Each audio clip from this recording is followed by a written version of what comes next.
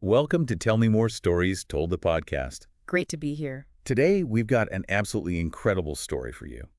We're diving deep into the life of Marie Curie. Oh, fantastic choice. More than just a name in a textbook, right? Exactly. Forget the dry stuff. This is a story full of, well, adventure, scientific breakthroughs, huge personal challenges. And a legacy that, it's still shaping our world today, definitely. So let's start at the beginning. Maria Salomea Skłodowska, born in Warsaw, Poland, 1867. That's right. And even her childhood, it was marked by this incredible resilience. Poland, back then, it was a complicated place politically. Very much so. Striving for independence, and her family was actually deeply involved in patriotic movements. That really shaped her early life, the backdrop to everything. Yeah, you can imagine. And that involvement, those uprisings, it meant real financial hardship for the family. It did. But young Maria, she had this fire, this incredible thirst for knowledge. But the door was closed, right? Yeah. Regular universities, not for No. women. Not at all. So what does she do?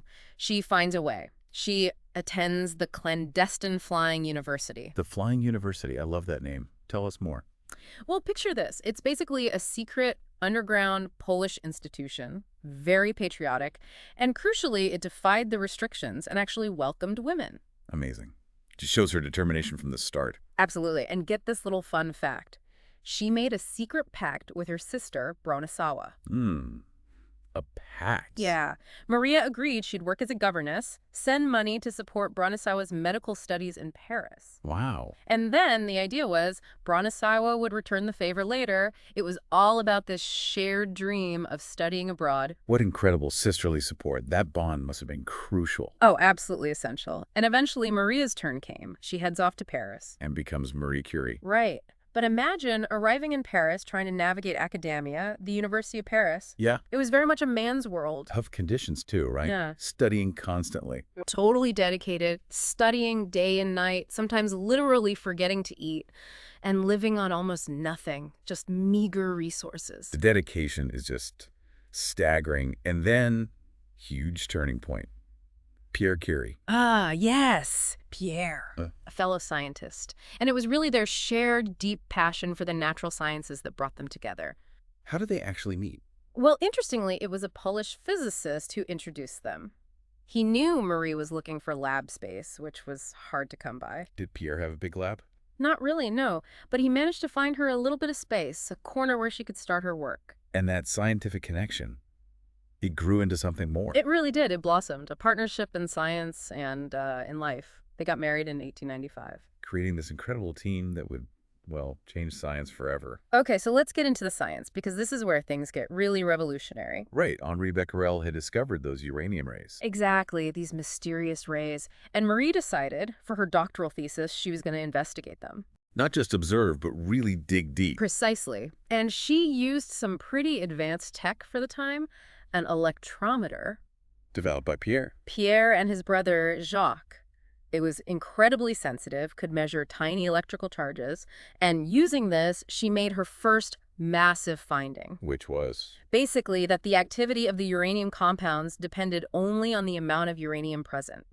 Nothing else. Not the chemical form, not external factors, just the uranium itself. Okay, that sounds simple, but I guess the implications were huge. Oh, monumental. Because it suggested that this radiation wasn't coming from molecules interacting, like chemical reactions, but from inside the atom itself. Wow, so smashing the old ideas about atoms just being tiny solid balls. Pretty much. It opened the door to subatomic physics, a fundamental shift in understanding matter. And this intense work led her to suspect there were other substances doing this, even more powerfully. Exactly. She noticed pitchblende, the ore uranium comes from, was way more radioactive than the amount of uranium in it could explain. So something else had to be in there. Right, leading to the discovery of not one, but two new elements. This is the really exciting part. Tell us about them. Okay, so first, polonium. And think about the name. She named it after Poland, her homeland. Which was partitioned at the time, wasn't it, under foreign rule? Exactly, partitioned between three empires. So naming an element polonium, that was a subtle but powerful political statement woven right into the science. Science with a soul. I love that. And the second element. Radium. Named, quite simply, for its incredibly powerful rays, its intense radioactivity. And she actually coined that term, right? Radioactivity. She did indeed. She was literally defining a whole new field of science as she was discovering it, creating the language for it. Incredible. But finding these elements, isolating them? Yeah. That wasn't easy, was it? Easy. I mean, the challenges were immense, almost unbelievable. They worked in this old shed, basically a shack. Bad conditions. Terrible, drafty, poor ventilation, and crucially, zero protection from the radiation they were constantly handling. They had no idea, really, how dangerous it was long term. Looking back, it's terrifying. What kept them going? Just sheer determination, an unbelievable scientific curiosity. They painstakingly processed literally a ton of titchblende, shoveling, stirring, boiling this heavy ore. A ton? For how much radium? Well, in 1902, after years of this grueling work, they finally isolated a tiny amount, like 1/10 of a gram of radium chloride. Wow. And it wasn't until 1910 that Marie managed to isolate pure radium metal. Polonium was even trickier because it decays much faster. And these discoveries weren't just, theory. They had immediate practical implications. Absolutely. Especially in medicine, a really significant early finding was that exposure to radium could destroy disease cells, like tumor cells, faster than healthy cells. The beginnings of radiation therapy for cancer. Exactly. It marked the dawn of a whole new era for treating neoplasms using these radioactive isotopes. Imagine the hope that offered. It's mind-blowing. And yet, something that always gets me. They chose not to patent any of this. Right?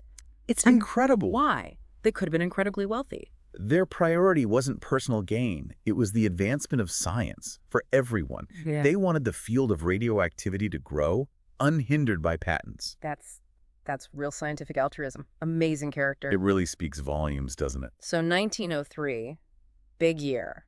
The Nobel Prize. The Nobel Prize in Physics, yes, for their joint research on radioactivity shared with Henri Becquerel. But there was a catch initially, wasn't there? A bit of an injustice. Oh, definitely. It's a stark reminder of the bias back then. The initial nomination from the French Academy of Sciences only named Pierre and Becquerel. Marie was left out. Unbelievable. After all her pioneering work. Exactly. It took a Swedish mathematician on the Nobel Committee, Gustav Mittag-Leffler, who was a strong advocate for women scientists, to intervene. He alerted Pierre. And Pierre stood up for her. He did. He insisted he wouldn't accept the prize unless Marie was included and recognized for her crucial role. Thank goodness for that intervention and for Pierre's integrity. Absolutely. So, thanks to that, Marie Curie became the first woman ever to win a Nobel Prize. A huge moment. But even winning was kind of bittersweet for them. It was. They were completely swamped with work. Their research was all-consuming. And Pierre, he was becoming increasingly unwell, likely from the radiation exposure, though they didn't fully grasp it then. So they didn't even go to Stockholm for the ceremony. Not initially, no. They declined at first. They eventually went later in 1905 to give their lectures. It just totally focused on the science. But the prize money must have helped. Oh, definitely. It finally allowed them to hire their first proper laboratory assistant. A huge help. And it gave them more recognition, presumably, at the university. Yes, the University of Paris finally offered Pierre a professorship and created a physics chair for him. Though actually getting a decent, fully equipped lab built still took a lot of pushing. Then, just as things seemed to be maybe settling into a new phase, tragedy. Yeah. 1906. Pierre was killed. A horrific street accident in Paris, run down by a horse-drawn carriage. Just devastating. Losing her husband, her closest scientific partner. Unimaginable. She was shattered. But Marie's resilience, again, it was just extraordinary. What did she do? The university offered her the professorship that had just been created for Pierre. And she took it. She accepted it, becoming the first woman professor at the University of Paris. She was determined to carry on their work, to build that world-class lab in his memory. Just awe-inspiring. And her scientific work didn't stop there, did it? She went on to achieve something utterly unique. Absolutely. In 1911, she won another Nobel Prize. This time in chemistry. Correct. Yeah. Solely awarded to her for the discovery of polonium and radium, the isolation of pure radium, and her deep study of these elements and their compounds. Making her the first person ever to win Nobel Prizes in 2 different scientific fields. Still the only person to have done that in different sciences. Linus Pauling won chemistry and peace. It's just incredible. But this is also a difficult time for her personally, wasn't it? There's a scandal. Yeah, the timing was challenging. Around 1910, 1911, she was involved in a relationship with physicist Paul Langevin, who was married but estranged from his wife. And that became public. Very public, very hostile in some parts of the press. Xenophobic attacks on her character. It was brutal. There was even pressure for her not to go to Stockholm to accept her second Nobel Prize because of it. What did she do? She stood her ground. She basically asserted, quite rightly, that her scientific merit and her private life were separate matters. The prize was for her discoveries. Good for her. The strength that must have taken. Incredible strength. Okay, this story is just packed with drama, science, resilience. If you listening are as gripped by Marie Curie's journey as we are, seriously, take a moment and hit that subscribe button. Yeah, definitely. You don't want to miss the other deep dives we've got coming up here on Tell Me More. Okay, so she wins her second Nobel. What comes next? World War I breaks out not long after. And Marie's dedication takes another turn. It moves beyond the lab and onto, well, the battlefield in a way. How so? She saw this urgent need. Wounded soldiers needed faster diagnosis, especially for locating bullets and shrapnel. X-rays were the key, but they were stuck in hospitals far from the front lines. So she came up with a solution. She did. She spearheaded the development of mobile radiography units, basically X-ray machines mounted in vehicles. The Petites Curies. The little Curie. Exactly. Affectionately known as Petites Curies. Imagine her, this Nobel laureate, out there near the front lines. A woman in that environment. A pioneering woman. Training radiographers, mostly other women procuring vehicles, installing the equipment, often under very dangerous conditions. What was the impact? Huge. It's estimated that over 1 million wounded soldiers benefited from her mobile X-ray units during the war, getting quicker diagnoses, better treatment. Just staggering. And she put her own resources into the war effort too, didn't she? She absolutely did. In fact, she tried to donate her gold Nobel Prize medals to the French government to help fund the war. Did they take them? No. Apparently, the French National Bank refused to accept them, so instead she took all her Nobel Prize money and bought war bonds. Wow. Utterly committed. Totally. So the war ends.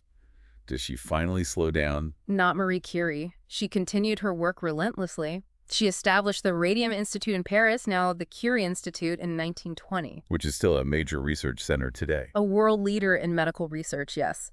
And she later helped establish a similar institute in Warsaw in 1932, fulfilling a lifelong dream of supporting science in Poland. So despite everything, the public scrutiny at times, the immense personal loss, she just kept going. Science and humanitarian work. That was her life. And, you know, a little detail I love, even though she was a French citizen, deeply involved in French science and society, she never lost her connection to Poland. She taught her daughters Polish, took them on visits back home. That Polish identity remained incredibly important to her. It's a recurring theme, isn't it? That deep connection. It is. So let's think about her legacy. What is It's it? massive, right? Oh, profound. Far-reaching. I mean, scientifically, her work didn't just revolutionize physics and chemistry. It fundamentally changed our understanding of the atom. Paving the way for the nuclear age. Exactly. And, of course, the huge advancements in cancer treatment that came from understanding radioactivity. But it's also about her impact as a woman in science. Shattering barriers. Completely. She navigated this world that was designed, really, to exclude women from the highest levels of science. And yet, her brilliance, her sheer determination, it took her to heights no one had reached before. She proved what was possible. Absolutely. Think about it. Radium's intense radioactivity directly challenged the existing laws of physics, the idea that energy had to be conserved in the ways they understood it then.